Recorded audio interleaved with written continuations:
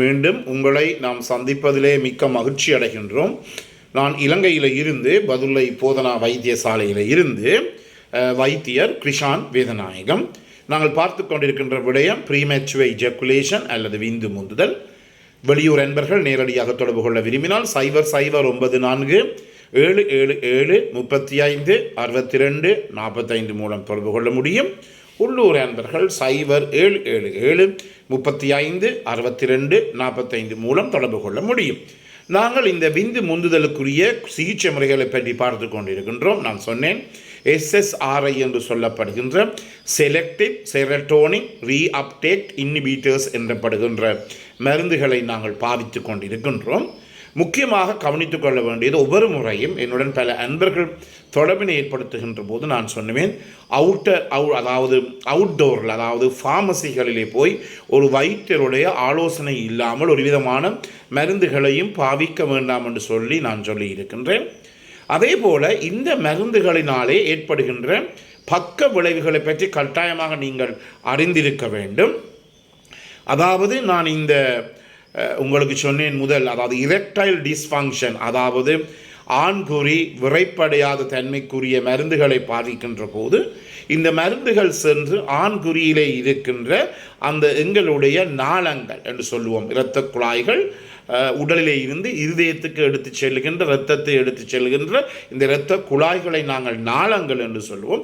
இந்த நாளங்களிலே இருக்கின்ற நாளத்தினுடைய அளவை இந்த மருந்துகள் விரிக்கின்றது, பெரிதாக்குகின்றது. எனவே உடல் முழுவதும் இந்த வேலை நடக்கிறது என்றபடியினாலே சில பேருக்கு அந்த மருந்துகள் பாவிக்கின்ற போது எங்களுடைய இந்த தலைப்பகுதியிலே இருக்கின்ற வெளிப்பகுதியிலே இருக்கின்ற இந்த நாளங்கள் விரிவடைகின்ற போது கொஞ்சம் தலையிடி வரும். எனவே இதெல்லாம் ஒரு பக்க விளைவுகள். அதே போலத்தான் இந்த SSRI எனப்படுகின்ற இந்த மருந்துகளை பாவிக்கின்ற போது முதலில் என்ன நடைபெறும் என்றால், அவர்களுக்கு ஒரு மருந்து தொடங்கி 1 to 2 கிழமைகள் செல்லுகின்ற போது கொஞ்சம் உடலிலே கொஞ்சம் பஞ்சித்தன்மை, அது ஃபட்டிகபிலிட்டி என்று சொல்லுவோம், ஒரு பஞ்சி, வேலை செய்ய முடியாது, காலையிலே எழும்ப முடியாது போன்ற நிலைமை ஏற்படும். அதே நேரத்திலே அடிக்கடி என்ன போகும் என்றால் இந்த கொட்டாவி, யானிங் என்று சொல்லுவோம், அடிக்கடி கொட்டாவி போகும். அதே நேரத்திலே வயிற்ற பிரட்டல், நோசியா என்று சொல்லுவோம், வயிற்றை கொஞ்சம் பிரட்டி கொண்டிருக்கும். அதே நேரத்திலே உங்களுடைய மெலம் கொஞ்சம் லூஸாக போகும், லூஸ் டூல்ஸ் என்று சொல்லுவோம், அதாவது வயிற்றோட்டம் போல இருக்கும். அடுத்ததாக அடிக்கடி வியர்க்கம். இது எல்லாம் இந்த செலக்டிவ் செரட்டோனின் ரீஅப்டேக் இன்ஹிபிட்டர்ஸை பாவிக்கின்ற போது ஏற்படுகின்ற என்ன விளைவுகளாக இருக்கின்றது? பக்க விளைவுகள். இது ஒரு 1-2 கிழமை மட்டும்தான் ஏற்படும். இதை பற்றி நீங்கள் பயப்பட வேண்டிய தேவையே கிடையாது. ஒரு வைத்தியருடைய ஆலோசனைப்படி மருந்துகளை பெறுவீர்களாக இருந்தால் இதை பற்றி ஒரு விதமான அச்சப்படவும் தேவை இல்லை. எனவே வேர்க்கும், உடலில் கொஞ்சம் கஷ்டமாக இருக்கும். ஆனால் இந்த 1-2 கிழமைகள் போன பிற்பாடு 2-3 கிழமைகள் 4 கிழமைகள் வரை இது தானாகவே குறைந்துவிடும். சில பேர் அதுதான், எங்களுடைய தமிழிலே ஒரு அழகான பழமொழி இருக்கின்றது, மீசைக்கும் ஆசை கூழுக்கும் ஆசை. அதாவது நல்ல பெரிய மீசை, தடி மீசை வச்சொருவர் கூழ் குடிக்கவும் ஆசை. அதே நேரத்திலே அந்த கூழ் மீசையிலே படவும் கூடாது. மீசையிலே பட்டு மீசையிலே அடிச்சிருக்குன்னு அது டை போகக்கூடாது. அப்படி என்றால் ஒன்றுமே செய்வோம் என்றபடியினாலே இந்த நோயில இருந்து விடுபட வேண்டும் என்று யோசிப்பவர்கள் இதை பற்றி நீங்கள் பயப்பட வேண்டிய தேவையே கிடையாது. இவையெல்லாம் வெரி ஷார்ட் டேர்ம், அது மிக குறுகிய காலத்தில் நான் சொன்னேன், இந்த நோய்களுக்குரிய மருந்து, இந்த பிரச்சனைக்குரிய மருந்து தொடங்கி 1-2 கிழமையில் இந்த அறிகுறிகள் தோன்றும். பிற 2-3 கிழமைகள் போகின்ற போது இந்த அறிகுறிகள் என்ன செய்துவிடும்? தானாகவே இந்த அறிகுறிகள் இல்லாமல் போய்விடும். மிக முக்கியமானது.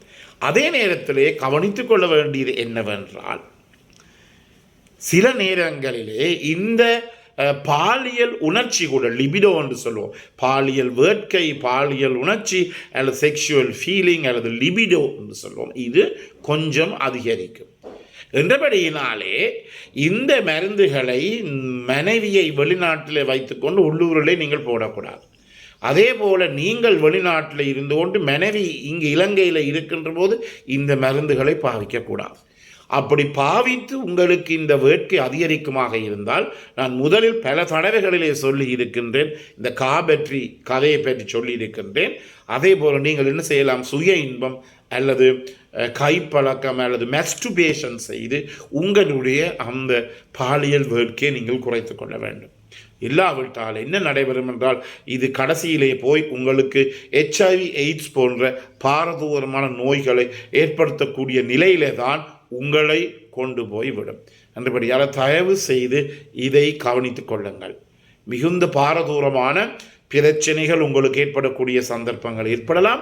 என்றபடியாலே தயவு செய்து இந்த கைப்பழக்கம் அல்லது மெஸ்டுபேஷனாலே ஒரு விதமான பாதிப்பும் கிடையாது. இன்று கூட இந்த 2025ஆம் ஆண்டு எவ்வளவோ உலகம், விஞ்ஞானம் எல்லாம், ஆர்டிஃபிஷியல் இன்டெலிஜென்ஸ் எல்லாம், செயற்கை நுண்ணறிவு வந்தாலும் கூட இந்த சில பேர் இன்னும் சொல்லுகிறார்கள், இந்த மெஸ்டுபேஷன் செய்யக்கூடாது, இந்த கைப்பழக்கம் கூடாது, சுய இன்பம் கூடாது என்று சொல்லி எங்களுக்கு இதை பார்க்கின்ற போது மிகுந்த கவலையாக இருக்கின்றது. எனவே கட்டாயமாக இந்த மருந்துகள் பாவிக்கின்ற போது இந்த லிபிடோ எனப்படுகிற பாலியல் வேட்கை ஆசை அதிகரிக்கும். அதை ஏதாவது ஒரு விதியிலே நீங்கள் முறையிலே அதை தீர்த்து கொள்ள முடியும். அதே நேரத்தில் மனைவி பக்கத்தில் இருந்தால் கூட அதிலே ஒரு பிரச்சனையும் ஏற்படாது. அதே நேரத்தில் எனக்கு நல்ல ஒரு அனுபவம் இருக்கின்றது. 2-3 வருடங்களுக்கு முதல் நான் என்னுடைய தனியார் வைத்தியசாலையில் வேலை செய்து கொண்டிருக்கின்ற போது என்னுடைய மிக ஒரு நெருங்கிய நண்பர் தனக்கு பாலியல் வேட்கை குறைவதாக மருந்து எடுத்தார். நான் கொடுத்தேன். ஒரு கிழமைக்கு முதல் அவருடைய மனைவி வந்தால், மனைவி என்னிடம் கேட்கார், டாக்டர் நீங்கள் செய்தது சரியா என்று. எனக்கு எனக்கு விளங்கவும் இல்லை. எனக்கு உண்மையாக என்ன நடந்தது என்றால், நான் அதை மறந்து விட்டேன். அவருடைய கணவனுக்கு நான் கொடுத்த மருந்துகள் நான் மறந்து விட்டேன். உண்மையாக ஒரு கிழமைக்கு பிறகு பார்க்கின்ற போது என்ன நடைபெற்றது என்றால், இதுதான் நடந்தது. அவர் ஒரே மனைவிக்கு ஒரே கரைச்சல் கொடுத்திருக்கிறார் இந்த மருந்துகளை குடித்த பிற்பாடு. எனவே நான் மீண்டும் எங்களுடைய அன்பர்களுக்கும் சொல்லுகிறேன், உங்களுடைய பெண் துணைக்கோ அல்லது மனைவிக்கோ நீங்கள் இந்த மருந்துகளை பாவிப்பதை கட்டாயமாக தெரிவித்துக் கொள்ளுங்கள். இது மிக மிக முக்கியமானது. இல்லாவிட்டால் அவர்களுடைய ஆதரவு, அவர்களுடைய சப்போர்ட்டோ உங்களுக்கு கிடைக்காம முதலாவது. 2வதாக நீங்கள் போய் ஒரு நாளைக்கு 4-5 தரம் மனைவியும் இருக்க வலிக்கிட்டால் அந்த மனைவியும் வேலைக்கு போவராக இருக்கலாம், அல்லது சிறு பிள்ளைகளை வைத்திருப்பவராக இருக்கலாம், சிறு பிள்ளை இல்லாடும் பெரிய பிள்ளைகள் இருப்பவராக இருக்கலாம். பாரதூரமான ஒரு குடும்பத்திலே ஒரு அன்கம்ஃபர்டபுள், என்ன சொல்லுவோம், ஒரு சமாதானமற்ற ஒரு நிலைமை ஏற்படக்கூடிய சந்தர்ப்பங்கள் இருக்கின்றது. எனவே இந்த மருந்துகளை பாவிக்கும் போது கட்டாயமாக மனைவிக்கு தெரிவித்துக் கொள்ள வேண்டும்.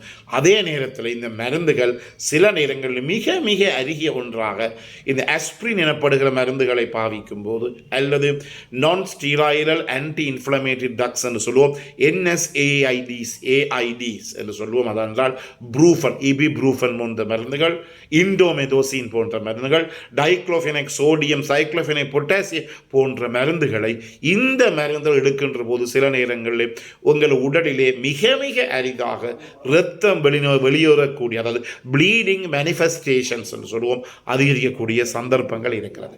எனவே தான் இதை பற்றி பயப்பட தேவையில்லை. எந்த இருதய நோயாளியும் இந்த மருந்துகளை பாவிக்கலாம், பயப்பட தேவையில்லை. ஆனால் கட்டாயமாக ஒரு வைத்தியரின் ஆலோசனைப்படி தான் நீங்கள் இந்த மருந்துகளை பாவிக்க வேண்டும். எனவே இந்த நிகழ்ச்சி இது பிடித்திருந்தால் இதை கட்டாயமாக லைக் பண்ணுங்கள், ஷேர் பண்ணுங்கள். மறக்காமல் மணி சின்னத்தை பெல் சைனை அமர்த்தி அதை நீங்கள் சப்ஸ்கிரைப் பண்ண வேண்டும்.